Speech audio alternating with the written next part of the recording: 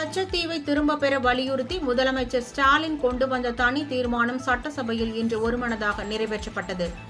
India இலங்கை கடல் எல்லையில் தமிழக மீனவர்கள் தாக்கப்படுவது தொடர்கதையாகி வரும் நிலையில் இந்தியாவுக்கு சொந்தமாக இருந்த கச்சத்தீவு இலங்கைக்கு தாரை வார்க்கப்பட்டதை திரும்ப பெற வலியுறுத்தி முதலமைச்சர் ஸ்டாலின் கொண்டு வந்த தீர்மானத்திற்கு அதிமுக, பாஜக உள்ளிட்ட அனைத்து கட்சிகளும் ஆதரவு தெரிவித்தது.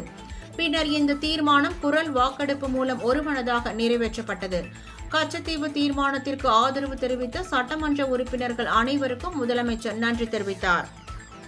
கச்சத்தீவை திரும்பப் பெறுவது குறித்த இந்த அரசின தீர்மானத்தின் மீது மாண்புமிகு உறுப்பினர்கள் திரு வேல்முருகன் அவர்கள் இதை வரவேற்று பேசுகையில் கன்னியாகுமரி மற்றும் திருத்தணி இணைக்கப்பட்ட அதே நாளில் உரிமை போர் தொடங்கியிருப்பதாக குறிப்பிட்டு உணர்ச்சி பெருக்கோடு தன்னுடைய உரிமை குரலை இங்கே பதிவு செய்திருக்கிறார்.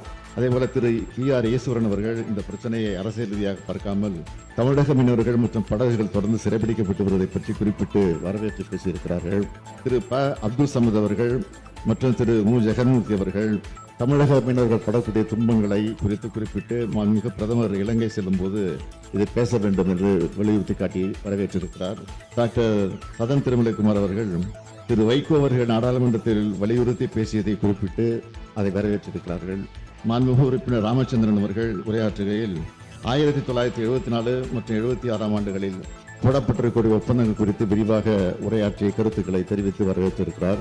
இந்திய கம்யூனிஸ்ட் கட்சியினுடைய மார்க்சிஸ்ட் கட்சி உறுப்பினர் திரு VP நாகைமாலி அவர்கள் உரையாற்றுகையில் நீதிமன்ற வழக்கு குறித்தும் நாம் எடுக்க வேண்டிய முடிவு குறித்தும் தனது கருத்துக்களை தெரிவித்திருக்கிறார்கள். திரு SS பாலாஜி அவர்கள் உரையாற்றுகையில் தமிழக அரசோடு கலந்து ஆலோசிக்காமல் நாடாளுமன்றத்தின் உரிய வகையில் ஒப்புதல் பெறாமல் 1974 ஆண்டு போடப்பட்ட ஒப்பந்தம் குறித்து வெளியில் பரப்பப்படும் உண்மைக்கு மாறான செய்திகள் குறித்தும் விரிவாக பேசியிருக்கிறார். பாரதிய ஜனதா கட்சியை சார்ந்த மாண்புமிகு உறுப்பினர் திருமதி வானதி சீனிவாசன் அவர்கள் உரையாற்றுகையில் மீனவர் நலனுக்காக தனி அமைச்சர் உருவாக்கப்பட்டது போன்ற நல்ல விஷயங்களை குறிப்பிட்டு அன்றைக்கு இந்த ஒப்பந்தம் குறித்த விவாதம் நாடாளுமன்றத்தில் நடைபெற்ற போது மறைந்த பாரத பிரதமர் திரு வாஜ்பாய் அவர்கள் கடுமையாக எதிர்த்தது பற்றி குறிப்பிட்டு வரலாற்று தவறு சரி செய்யப்பட வேண்டும் என குறிப்பிட்டார்.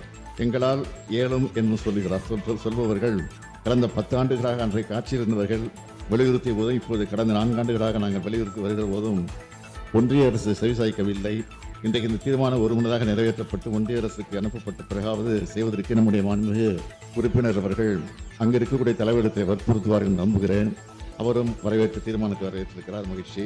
அதேபோல மாண்புமிகு G.K. மணி அவர்கள் வரவேற்று உரையாற்றுகையில் தீர்மானத்தை நிறைவேற்றி ஒன்றிய அரசுக்கு அனுப்புவதோடு ஒரு குழு நேரடியாக இந்திய பிரதமர்கள் நேரில் சந்தித்து தமிழக மீனவர்கள் படுகொலை பற்றிய விவரங்களை சுட்டிக்காட்டி கச்சத்தீவை மீட்க வேண்டியதன் அவசியத்தை பற்றி வலியுறுத்த வேண்டும் என்று குறிப்பிட்டிருக்கிறார்.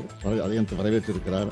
மாண்புமிகு கு. செல்லப்பிறந்தகை அவர்கள் உரையாற்றுகையில் 1921 ஆண்டு முதல் நடைபெற்ற நிகழ்வுகள் எல்லாம் குறிப்பிட்டு தீர்மானத்தை வரவேற்று பேசியிருக்கிறார்.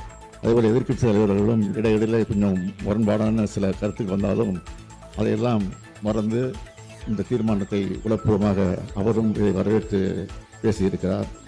அத்தனை பேருக்கும் இந்த நேரத்தில் நான் தமிழ்நாட்டு மக்களின் சார்பில், தமிழக மீனவர்கள் சார்பில் என்னுடைய இதயபூர்வமான நன்றியை தெரிவித்துக் கொள்கிறேன். மாண்புமிகு முதலமைச்சர் அவர்களின் தீர்மானம் பேரவையின் முடிவுக்கு விடப்படுகிறது. ஏற்போர் ஆம் என்க, மறுப்போர் இல்லை என்க. மறுப்போரே இல்லை என்று கருதுகிறேன். மறுப்போரே இல்லை. தீர்மானம் ஒருமனதாக நிறைவேறியது.